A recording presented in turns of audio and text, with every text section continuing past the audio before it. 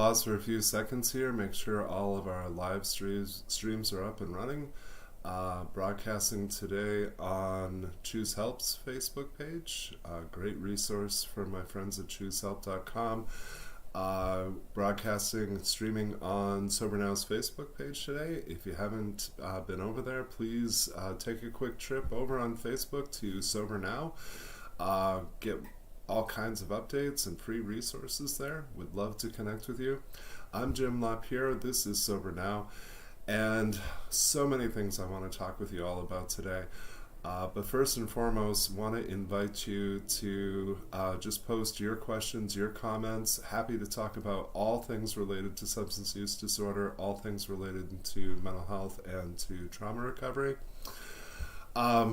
Let's see. I guess the place I want to start is a song recommendation. If you don't already know it, Macklemore, and the song is Drug Dealer. And the lyric that's been circling around my brain for the past 24 hours is, my drug dealer was a doctor. If you missed the news yesterday, Purdue Pharmaceuticals pled guilty to 3 federal criminal charges. Admitted that what had once been heralded as a miracle drug, OxyContin, they admitted to doing a number of things that led to our current opioid epidemic. They've been fined and paying restitution to the tune of $8 million. My understanding, having read a few articles, is that this will effectively bankrupt the company.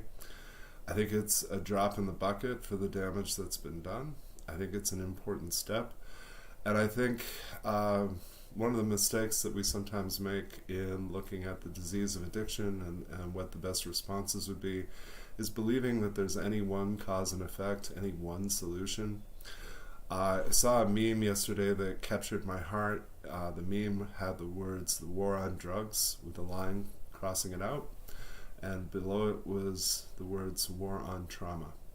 So in recent years, I think we've gained a really strong understanding of the intersection of trauma and substance use disorder, and we're starting to see that things like surviving what we now call adverse childhood experiences and not having basic life fulfillment, all of those things and more fuel chemical dependency, fuel addiction. And I am always happy to explore those. Today's topic is how substance use disorder is not mental illness. Because to the uninitiated, to those who haven't gotten really up close and personal with the disease of addiction, I think it's very easy to misunderstand a lot of aspects of this. Addiction is very counterintuitive. It seems very irrational in a host of ways, and indeed it is. My friends in 12-step programs refer to the quote-unquote insanity of our disease, and that is a very literal statement. But as insane as active addiction is, it is not mental illness, and we need to stop confusing it as such.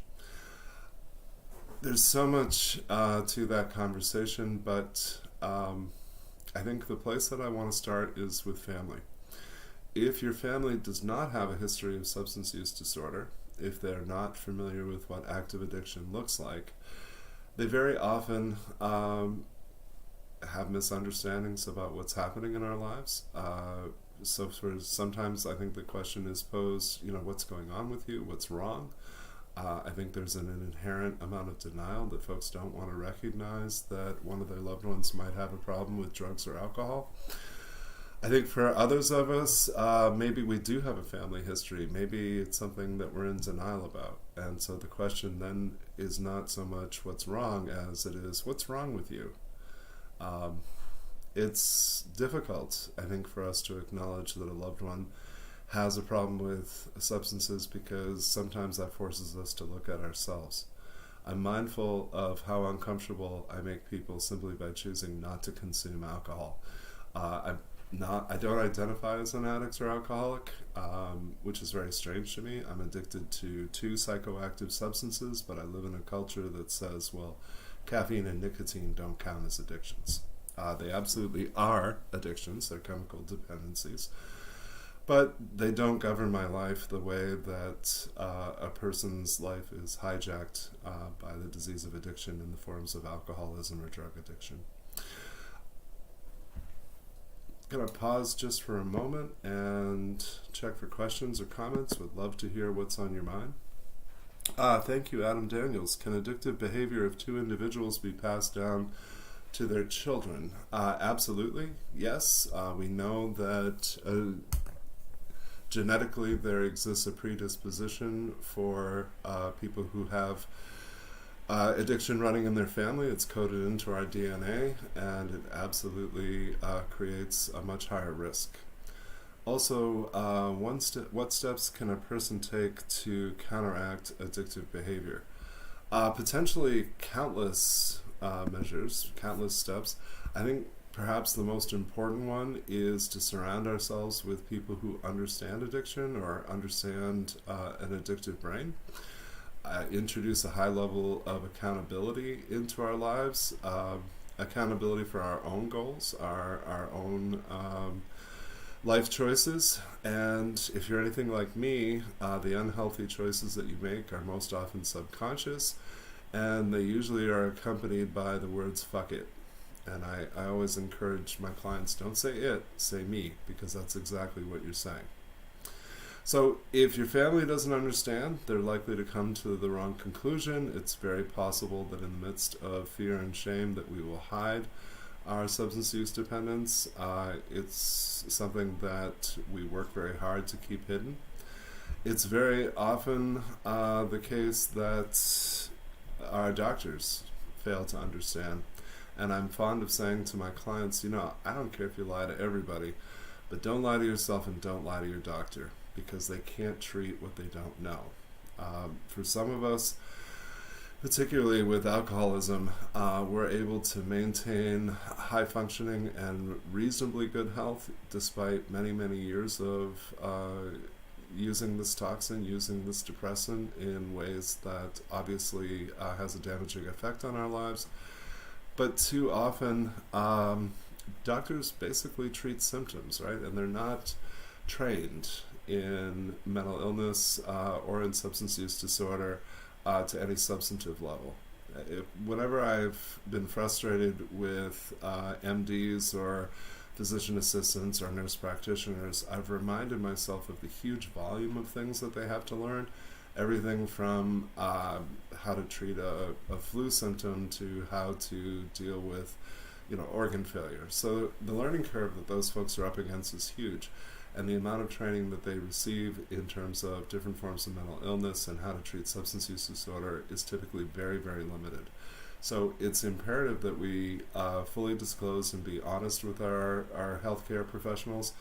Most of us understate the frequency of our use, and we understate how much we're using.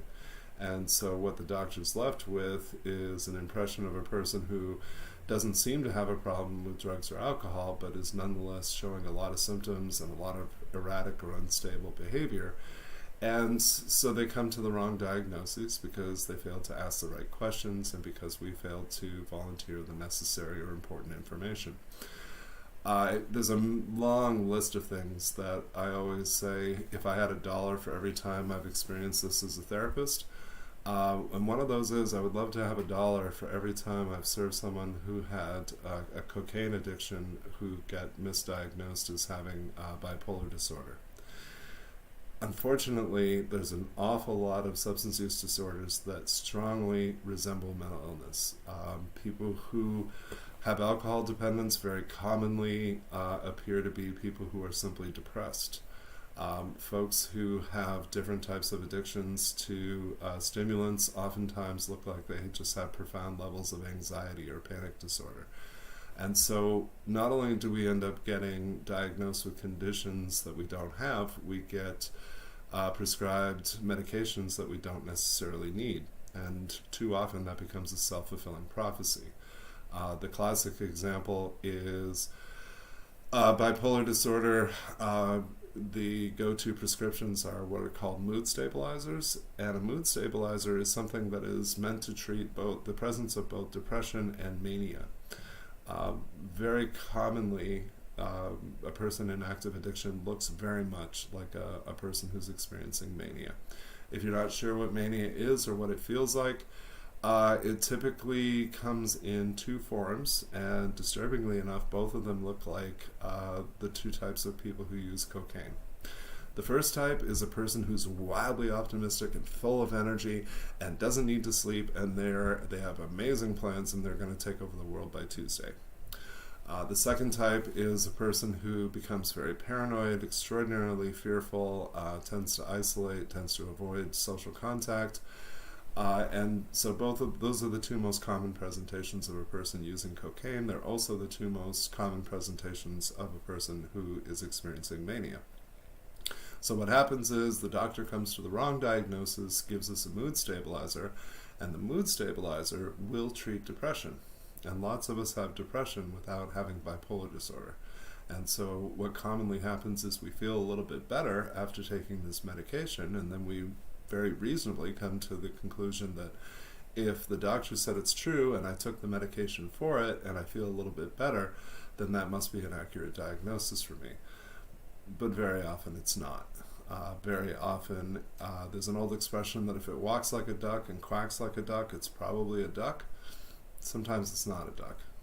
It just has the same symptoms. And the example that I commonly use is, let's say I cough and I sneeze, diagnose me. Do I have a cold? Do I have a flu? Do I have pneumonia, bronchitis, an upper respiratory infection? We don't know, because those are symptoms of all of those conditions, and so we need a lot more information before we can come to the accurate diagnosis. And again, if we don't ask the right questions, we'll come to the wrong conclusion. If you're an affected other, if you're somebody that works in the healing and helping professions and you find addiction difficult to understand, I think that's entirely reasonable. I think a lot of us, myself included, I was very naive when I started my career. I've always worked in trauma recovery, and by doing so I backdoored my way into working with substance use disorder. I was not trained, I was not educated, and fortunately I have since had a lot of great people in my life who have taught me from the literature and the lessons of lived experience through the programs of Narcotics Anonymous and Alcoholics Anonymous, because those are the folks that I consider to be the true experts. There's a scene in the movie As Good as It Gets where Jack Nicklaus is this terribly misogynistic writer, but he writes novels that apparently depict women very accurately, very strongly. But being the sexist pig that he is, when he's asked, how is it that you're able to write so well about women, he says, well, in any given plot line or situation, I think about a man and what he would say and do, and then I strip away all rationality and all accountability, and what's left is how I depict women. Now, obviously, that is horrible, but in terms of understanding addiction, it's actually a pretty accurate explanation. I think one of the things that's most basic to understand about addiction is crossing the line from chemical dependency into what we consider to be addiction, or what we now refer to as substance use disorder. So chemical dependency is an inevitability of any illicit drug or any prescribed substance that has addictive qualities. So, for example, medications that we commonly give for attention deficit disorder, Ritalin, Adderall, Vyvanse, Concerta, and the like, all of those are stimulants. And if a person takes them as prescribed, they are going to become chemically dependent because their body will adjust to having this in its bloodstream and firing off all the neurons in our brain. Same thing with benzodiazepines, Ativan, Klonopin, Xanax, all of the heavy hitters. Each of those will create chemical dependency if you take them long enough, and it actually will happen pretty rapidly. So even if we've never abused the substances, we still have chemical dependency. The line of crossing into addiction is about progressively acquiring those drugs, using those drugs, rebounding from use becomes more and more the focus of our lives, and we continue despite negative consequences being experienced.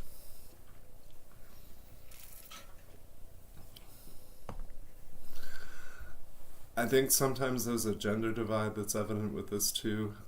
When I think about the conditions that are most often over-diagnosed for people in addiction recovery or active addiction, With women, very commonly, borderline personality disorder is overdiagnosed, particularly for folks who have a history of both trauma, surviving trauma, and substance use disorder. In both men and women, major depressive disorder tends to be overdiagnosed when the problem is more readily attributable to substance use. Generalized anxiety disorder excuse me, tends to be overdiagnosed in women. For men, antisocial personality disorder and bipolar disorder are the two most commonly diagnosed. And again, there's a gender divide there, but there's also the simple reality that active addiction looks a lot like a million different mental health conditions. And if a person lacks the training to adequately conceptualize that, then they're going to come to the wrong findings. As any addiction progresses, it looks progressively narcissistic. Our concerns about others wane.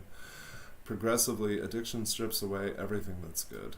It strips away character and morals. It strips away integrity, beliefs, and values, and things that we would have seen as unconscionable before we started using become desperate acts that we fall into, because getting that substance becomes less and less about getting high and more about avoiding the pain of withdrawals. Let's see. Katie, great question. How do you handle loved ones who are in denial of their relapse to alcohol or substance?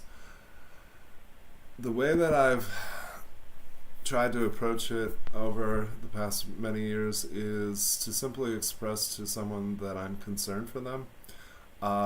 My experience of working and talking with people in active addiction is the more I try to confront or seek accountability, typically the more defensive the individual becomes, the more that denial is front and center. And so my approach has always been to let's just plant seeds. Let's just say, well, here's what I'm seeing, and you don't have to agree with me. I just need you to know that I'm concerned. I want for you to know that I'm here. If there's any positive step that you're willing to take, if there's any effort that I can support to help you move towards something that's healthier, I very much want to do that. And my experience is, if you keep delivering that message, at some point, hopefully there is an increase in willingness, which is unfortunately most often due to suffering. People like me don't wake up one day and say, well, gosh, I seem to be heading down the wrong road. I should make some changes. We change because we get sick and tired of being sick and tired. My friends in AA refer to the gift of desperation, is that time where something hurts so much that we're willing to go to any lengths to become free of it, or to at least make some healthy choices. And it's part of why enabling is so counterintuitive. Enabling comes very naturally to me. It is protecting a person from the natural consequences of their actions. And I have been guilty of that countless times in my past.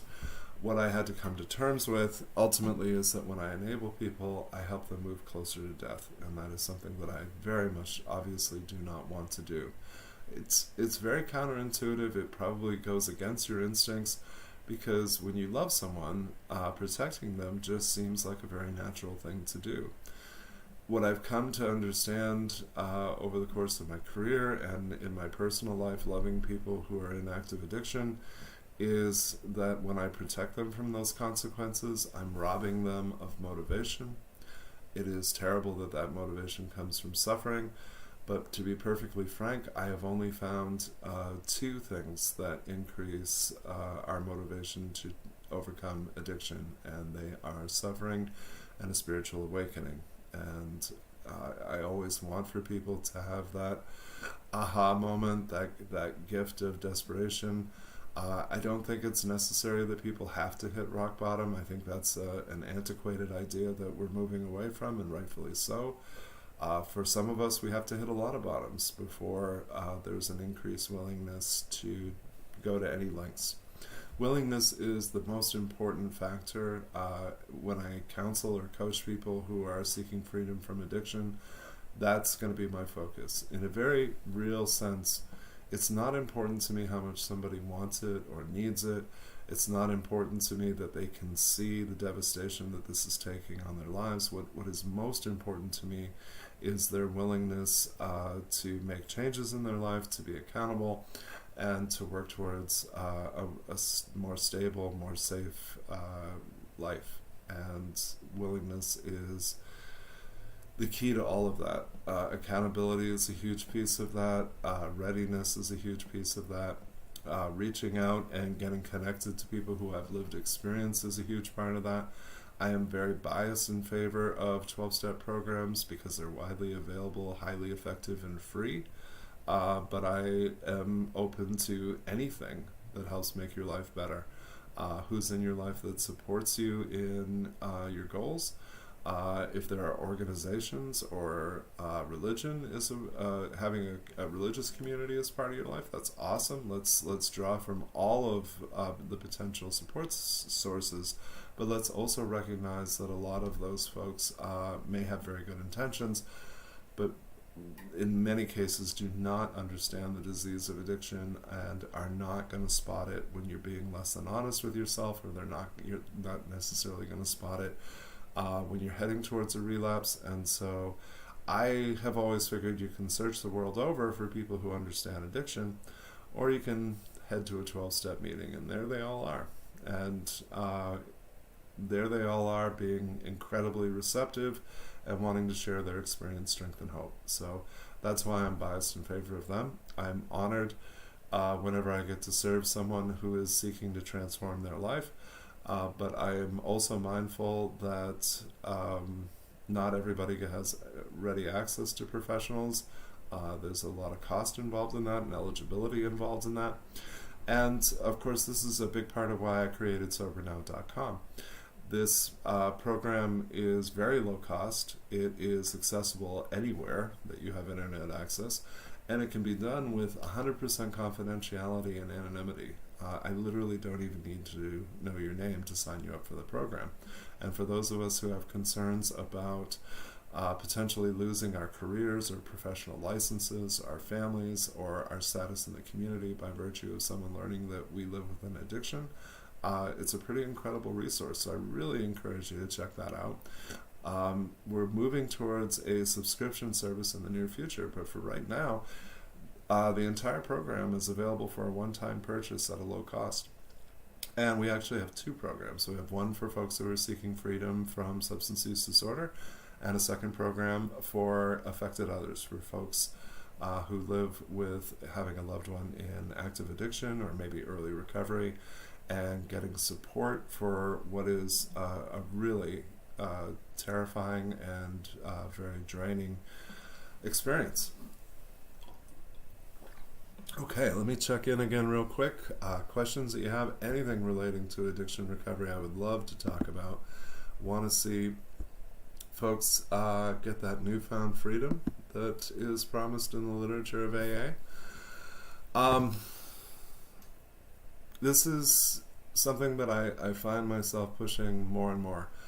I heard from a good friend this morning. She lost her adult son over this past weekend to an accidental overdose, and it never gets easy. I never become desensitized to it. It hurts every single time. I catch myself being angry. I very much hate this disease, and I can do nothing to harm the disease, and we certainly can't cure it. We could do a lot more to prevent it. We could do a lot more to support children in developing a healthy identity and ways of coping, life skills, and resiliency as a way to potentially circumvent using substances to cope and all of the roads that lead to active addiction. I am increasingly supportive of my friends who are doing self-harm work internationally. But locally, a huge shout out to my friends at the Church of Safe Injection, exchanging clean needles, making Narcan readily and freely available. Anything at this point that helps people not die is something that I am an active advocate for. I recognize that some of those things are divisive, we don't all agree on them, but my truth is that people can't recover if they're dead. They can't transform their lives spiritually, they can't reclaim their families and their lives if they've overdosed and died. So my hope is that addiction, I think, is at an all-time high in terms of social awareness, and my hope is that the many different pathways to recovery will be equally as visible, and things that we're talking about, exploring, and actively supporting. It's the entire basis of what it means to be a recovery ally, and there are countless ways to be an ally in your community. I get to do that as a therapist in the nature of my work. I am a huge proponent and supporter of people who seek freedom from substance use disorder. I get to do it as an employer. I actually have a hiring bias in favor of folks who are in recovery from addiction. I also have a hiring bias in favor of people who have felony convictions. And as strange as those may sound, my experience is nobody will work harder for you or be more loyal than a person who really needs a second chance. I get to be an ally as a landlord.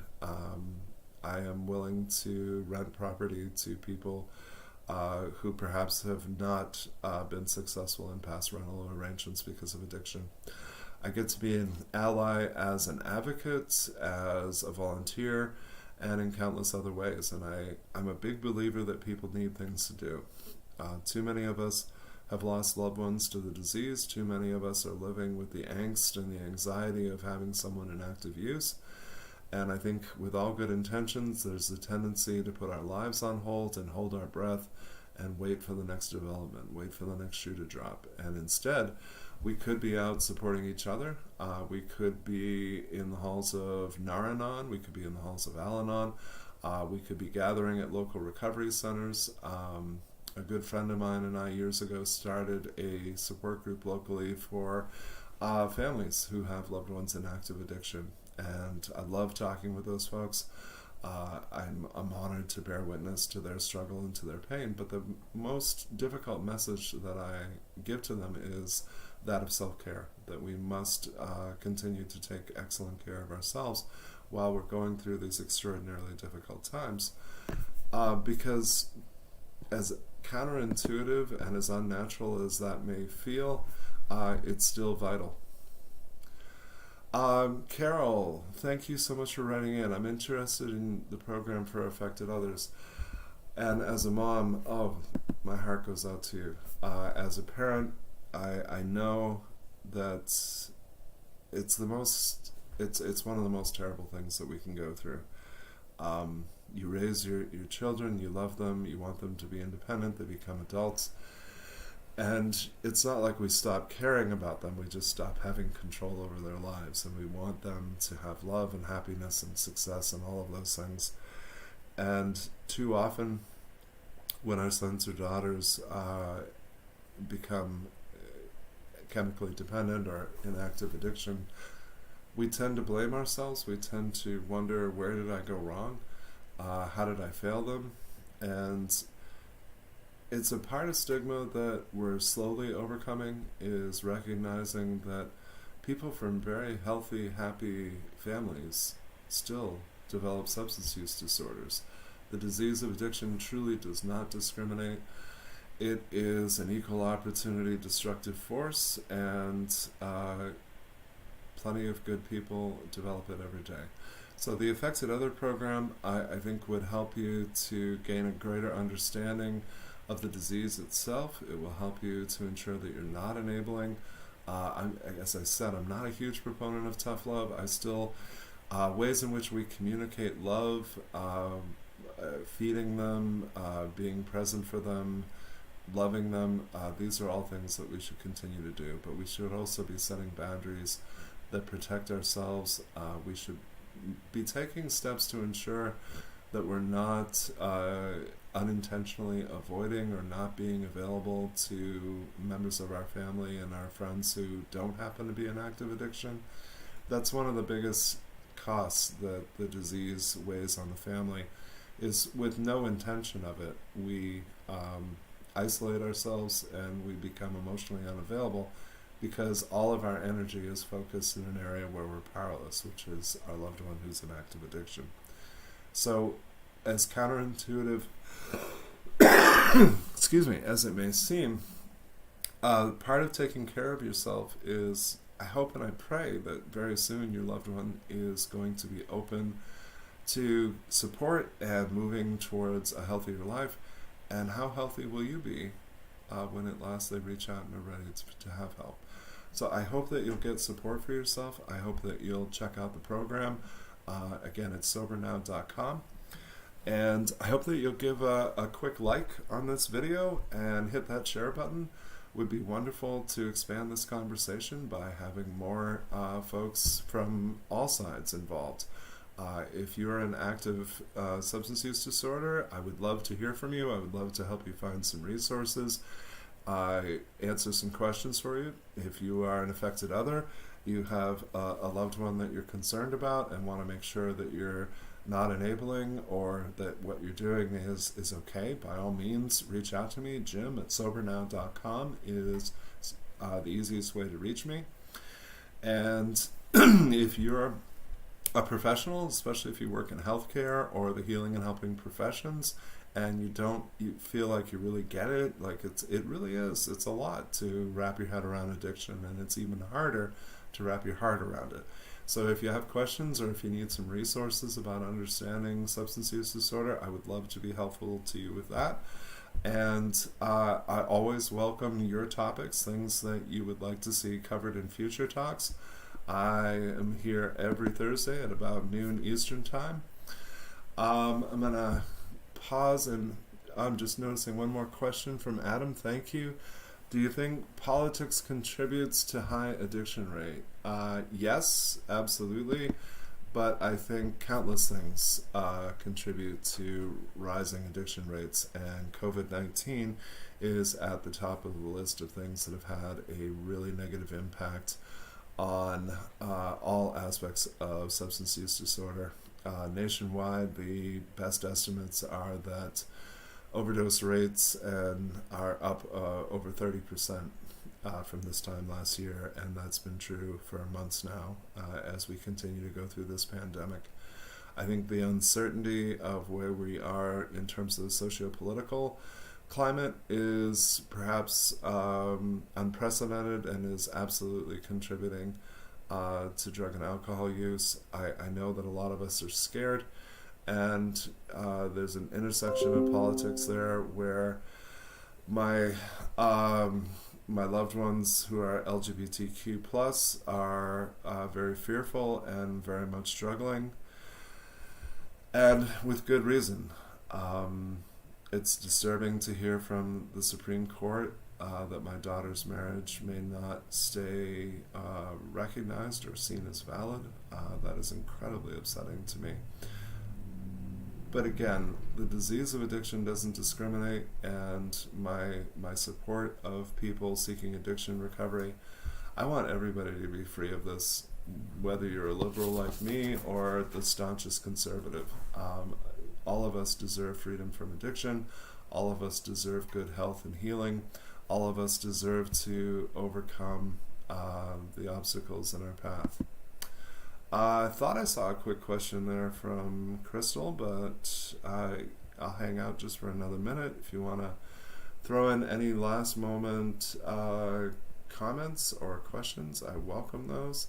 Again, I really enjoy hearing from you all. I appreciate getting topic suggestions and questions. I'm pretty knowledgeable about resources in the state of Maine. That's where I live and work. Outside of the state, I may not know the best place for you to connect with, but as a kind of all-purpose option is if you have a recovery resource center in your town or your city, Any recovery center of any kind is a fantastic resource, so please check them out. My experience is that folks who have lived experience in overcoming substance use disorder are the very best resources, not only anecdotally and in support of folks who attend meetings, but they also tend to be extremely knowledgeable about folks who, like, who's the best professional in your area to go see. What programs, what IOPs, what rehabs tend to have the best form of support available. Again, they're the true experts. So check that out. And again, Jim@sobernow.com. Would love to hear from you. Let me know how things are going in your recovery. Let me know what it is you need. And I'll look forward to talking to you all again next week. Take care.